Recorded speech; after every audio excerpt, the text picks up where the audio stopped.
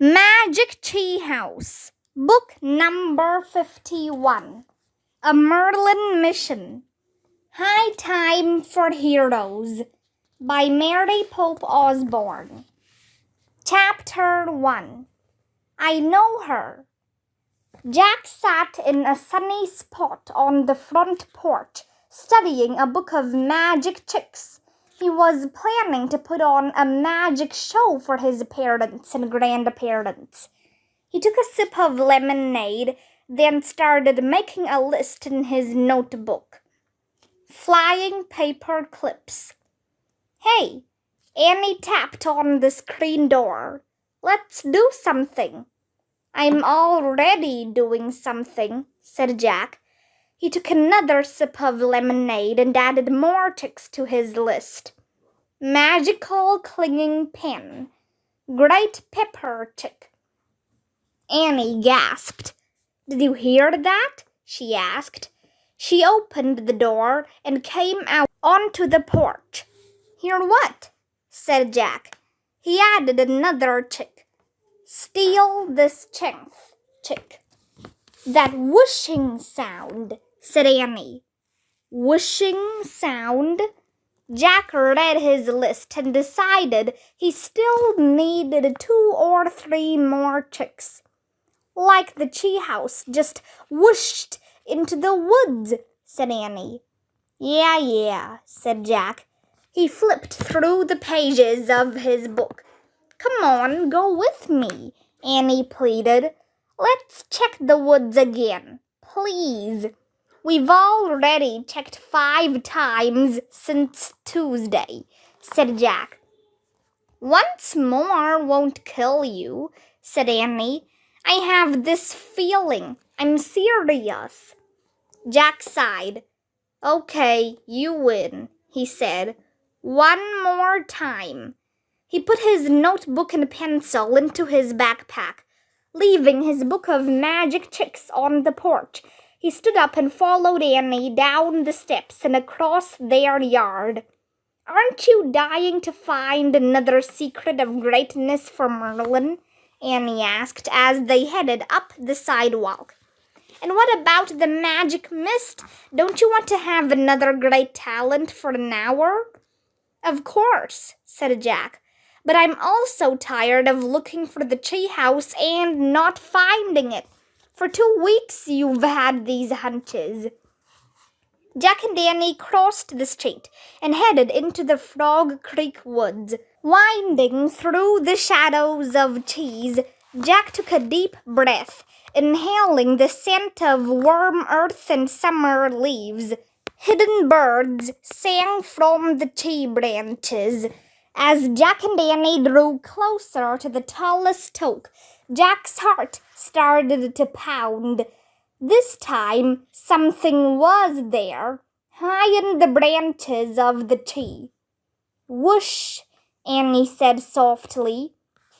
Jack grinned as he looked up at the small wooden house, nestled high in the branches. Okay, he said. I'm glad we checked. Annie ran to the rope ladder and started up. Jack followed. Inside the magic tree house, the shadows of branches danced on the wooden walls. A piece of paper, a gold ring, a tiny bottle, a small book, and a scroll were waiting on the floor. A new message from Merlin, said Annie.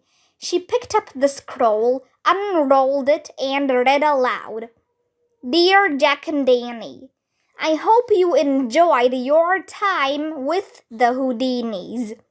I ask you now to find the 3rd secret of greatness from a woman named Florence Nightingale. M. Florence Nightingale? Said Annie. I know her. I gave a report on her. I just know her name. Who is she? Said Jack. She's amazing. She's one of my heroes, said Annie. Yeah, okay, but what did she do? Asked Jack. Florence Nightingale lived in the 1800s in England, said Annie.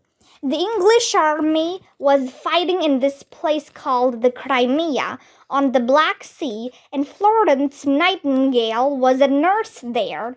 The soldiers called her the Lady with the Lamp, because after the hospital was quiet and dark at night, she went alone from bed to bed with a lantern. She gave light and comfort and took care of wounds. She was so brave and amazing, she became famous everywhere. Later, she changed the world of nursing by organizing. Okay, you don't have to give your whole report, Jack interrupted. I get the picture. She sounds cool. Let's go meet her. I feel like I already know her, said Annie with a laugh. Oh, wow, I can't wait. So let's see where we're going, said Jack. He picked up the small book from the floor. Its faded leather cover had an old-fashioned look. I'll bet it's about England, said Annie, or the Crimea. Neither, said Jack. He showed the cover to Annie. Egypt? Said Annie. I never read that Florence Nightingale was a nurse in Egypt. We've been to Egypt before, said Jack. Remember the mummy in the pyramid? The ghost queen, said Annie. She was on her way to the next life. Jack shivered. That was weird, he said. Don't worry. The ghost queen was thousands of years in the past, said Annie. Now we're just going to 1850. Oh, right, said Jack dryly. I guess all the ancient ghosts were gone by then. Whatever. Ready? Said Annie. Hold on, said Jack. He picked up the gold ring and gave it to Annie. It's your turn to wear this, he said. Annie slipped the ring onto her finger. They both stared at it for a moment. The ring was magic. When Florence Nightingale shared a secret of greatness with them, it would glow like a burning ember. The ring of truth, said Annie. Yep, just remember to keep checking it when we're talking to Florence, said Jack. Don't worry, I will, said Annie. Here, you carry this. She picked up the tiny glass bottle and handed it to Jack. Jack held the bottle up to the dappled sunlight and looked at the silver vapor swirling inside. Mist gathered at first light on the first day of the new moon on the Isle of Avalon, he said. Yep, good for 1 hour of great talent, said Annie. Jack smiled, remembering their hour as horse trainers and their hour as stage magicians. I wondered what we'll be great at this time, he said. Maybe great nurses, said Annie. We'll see, said Jack. He put the tiny bottle in his backpack. Then he picked up the piece of paper from the floor. On the paper he had written the 2 secrets of greatness they'd already learned. Humility, hard work. Ready to find the 3rd secret from Florence Nightingale? He asked.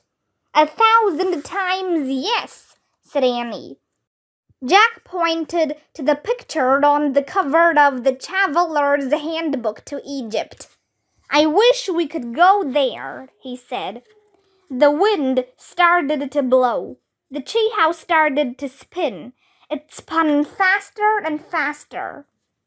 Then everything was still. Absolutely still. Chapter 2. Welcome to Thebes. Warm, dry air filled the treehouse. Jack wore a helmet-type hat, leather boots, a long-sleeved shirt, and a pair of heavy linen pants with a leather belt. A large pouch was attached to the belt. I wish I was dressed like you, said Annie, making a face. She was wearing a long white dress with frilly lace. You look like a cool explorer. I look like I'm going to a tea party. Don't feel bad, said Jack. My clothes are really scratchy and heavy. Hee-haw! Is that a donkey? Said Annie. She and Jack looked out the window of the tea house. Leaves and branches completely blocked their view. I think we landed in a sycamore tree, said Jack, studying the leaves. Annie pushed some branches aside. All they could see below were more leaves. But straight ahead, in the distance, was a wide plain dotted with sand-colored ruins. Beyond the plain, mountains loomed against a cloudless blue sky. The Egyptian sun was blindingly bright. Hee-haw! That's definitely a donkey, said Annie. Let's go look. She gathered up her long white dress and started down the rope ladder. Jack stuck the small handbook into his leather pouch. He saw that his notebook, his pencil, and the bottle of magic mist were also inside the pouch, along with some coins that showed images of pharaohs. Hey, we have some Egyptian money, he called down to Annie. Great, come on down, said Annie. She was already on the ground. Jack buckled his pouch, then clumsily climbed down the rope ladder in his leather boots. As soon as he stepped onto the grass, flies landed on his face. He shook his head and waved his hands, trying to brush them away. The sycamore tree was surrounded by bushes and other plants on a lush green river bank. Across the river, several dozen sailboats were anchored near a temple. Hee-haw! The sound came from beyond the bushes. Jack and Annie stepped around them and peeked out. Yep, donkeys, 2 of them, said Jack. And there's a little kid with them. About 50 feet down the river, 2 small donkeys were standing under a cluster of palm trees. They were shaking their long furry ears and swishing their tails to keep the flies away. A boy was napping in a rowboat on the river bank. He wore a striped robe. Want to talk to him? Said Annie. Sure, said Jack. They walked out of the bushes and headed toward the boy. Hello, Annie called. The small boy scrambled out of the rowboat. He looked to be only 6 or 7. I did not see you coming, he said. Welcome to Thebes. My name is Allie. Do you need donkeys and a guide? No thanks, said Jack. My grandfather is the best guide in Thebes, Allie said with pride. He is returning now with 2 travelers from England. There he is, on the horse. In the distance, a white-bearded man wearing a turban was riding a pack horse. He was leading a man and woman on donkeys toward the river. After my grandfather rows them across the Nile to their boat, he can guide you to the tombs and the cliffs, said Allie. Or the Temple of Luxor. He pointed to the temple across the river. Thanks, maybe later, said Jack. We are here every day. Come back, said Allie, and he ran to meet his grandfather and the travelers from England. We just learned a lot, Jack said to Annie. It seems we landed in Thebes, Egypt, on the river Nile, across from the Temple of Luxor. Sounds like a fairy tale, said Annie. Jack pulled out their Egypt handbook.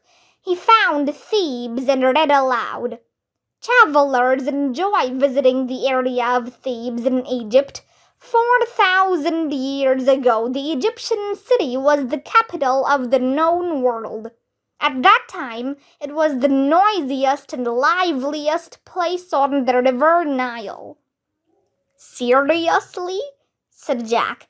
He looked around at the quiet river bank, the donkeys, and the distant bare mountains. I guess times have changed for thieves, said Annie. No kidding, said Jack. So I wonder what Florence Nightingale is doing here. Nursing, said Annie. She has to be. That's what she's famous for. Maybe those English travellers know something about her. Annie pointed to the couple riding with Allie's grandfather. Remember, Florence was from England too. Jack and Annie watched the three riders arrive at the river bank. Allie's grandfather climbed off his pack horse and helped the couple off their donkeys. As Allie and his grandfather gave the donkeys water, the English woman noticed Jack and Annie. "Hello, children," she called, waving. Jack and Annie waved back, and the couple headed toward them. "How delightful to see new faces in Thebes," the woman said.